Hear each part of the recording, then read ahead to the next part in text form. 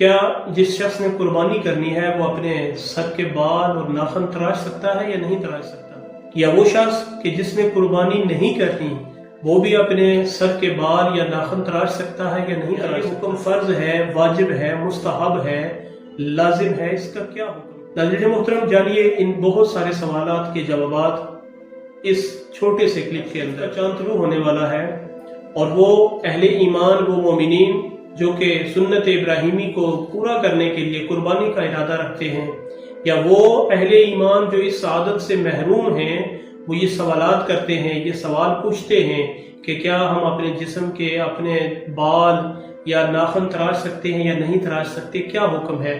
سامعین محترم، یہ ایک عام سا مسئلہ ہے۔ احادیث مبارکہ میں 2-3 آپ کی خدمت میں عرض کروں گا کہ حضور نبی رحمت علیہ السلام کا فرمان علی شان اس حوالے سے کیا ہے۔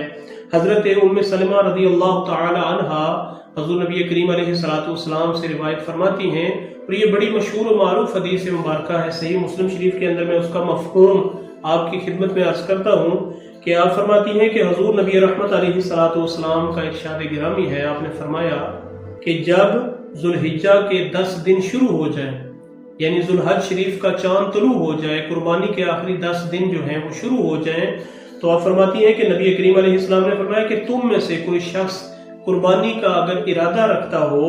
تو وہ اپنے بال اور ناخن ان میں سے کچھ بھی نہ کرے۔ جب ذوالحج شریف کا چاند طلوع ہو جائے تو جو شخص قربانی کا ارادہ رکھتا ہو، جس نے قربانی دینی ہو، جس نے قربانی کی نیت کی ہو،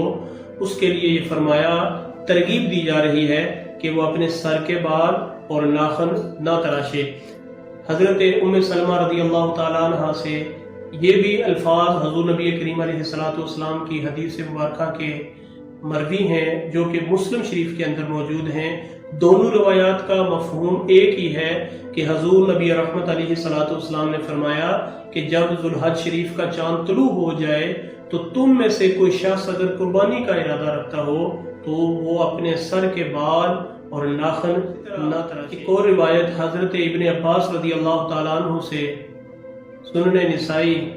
اور اسی طرح یہ الفاظ ابن ماجہ شریف کے اندر بھی موجود ہیں کہ حضور نبی کریم علیہ السلام کے صحابی حضرت ابن عباس رضی اللہ تعالیٰ عنہ فرماتے ہیں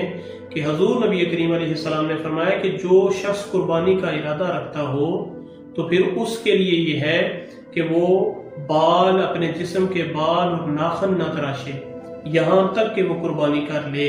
یعنی یہ 3 احادیث مبارکہ جو میں نے آپ کے سامنے عرض کی ہیں، ان تینوں کا مفہوم یہ ہے کہ حضور نبی رحمت علیہ السلام نے فرمایا کہ جو شخص قربانی کا ارادہ رکھتا ہو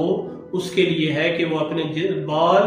اور ناخن نہ تراشے۔ اور انہی احادیث مبارکہ کو سامنے رکھ کر فقہائے کرام یہ استدلال لیتے ہیں کہ یہ حکم جو ہے یہ فرض نہیں ہے،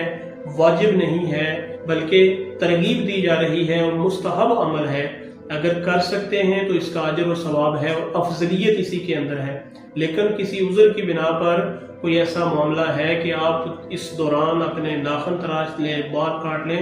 تو گناہ کا موجب نہیں۔ دوسرا سوال کہ وہ شخص کہ جس نے قربانی نہیں کرنی، کیا وہ بھی اس حدیث مبارکہ پر عمل کر سکتا ہے؟ تو ناظرین محترم، جیسے میں نے عرض کر دیا ہے کہ یہ فرض نہیں ہے، واجب نہیں ہے، اس کو لازم نہیں بلکہ یہ مستحب عمل ہے۔ حضور نبی کریم علیہ السلام کے عمل مبارک سے، روایات سے اس کی طرف ترغیب دی جا رہی ہے۔ ایک روایت کے الفاظ اس طرح ملتے ہیں کہ ایک شخص نبی رحمت علیہ السلام کی بارگاہ میں حاضر ہوتے ہیں، عرض کرتے ہیں، یا رسول اللہ صلی اللہ علیہ وسلم،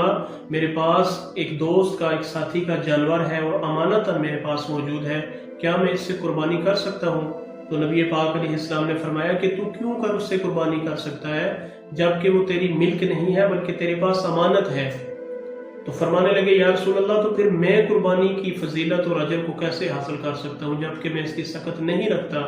تو نبی پاک نے فرمایا کہ تو اپنے بال اور ناخن نہ تراش حتیٰ کہ قربانی کا وقت ہو جائے، یعنی عید کا دن آ جائے۔ تو جب تو یہ عمل کرے گا، اس دن ناخن تراشے گا، بال کاٹے گا، تو تیرے لیے یہ قربانی کا اجر لکھا جائے گا، اجر عطا کیا جائے گا۔ اس روایت کے الفاظ کو سامنے رکھ کے فقہائے کرام فرماتے ہیں، علماء اس طرف گئے ہیں، انہوں نے اجازت دی ہے کہ جو شخص قربانی نہیں کرتا وہ بھی اگر اس حدیث مبارکہ کے مطابق عمل کرتے ہوئے ان 10 ایام کے اندر اپنے بال اور ناخن نہ تراشے اور عید الاضحیٰ کے دن یہ عمل کرے تو یقیناً اس کو اس کا اجر اور ثواب ملے گا۔ اللہ رب العالمین نے ہمارے لیے دین اسلام کے اندر بڑی آسانیاں رکھی ہیں۔ حضور نبی کریم علیہ السلام کے کسی بھی عمل پر آپ اس سنت کو پورا کرتے ہوئے اس کے مطابق عمل کرنے کی کوشش کریں گے تو یقیناً اجر و ثواب کے مستحق ہوں گے۔ اللہ ہم سب کا حامی و ناصر ہو۔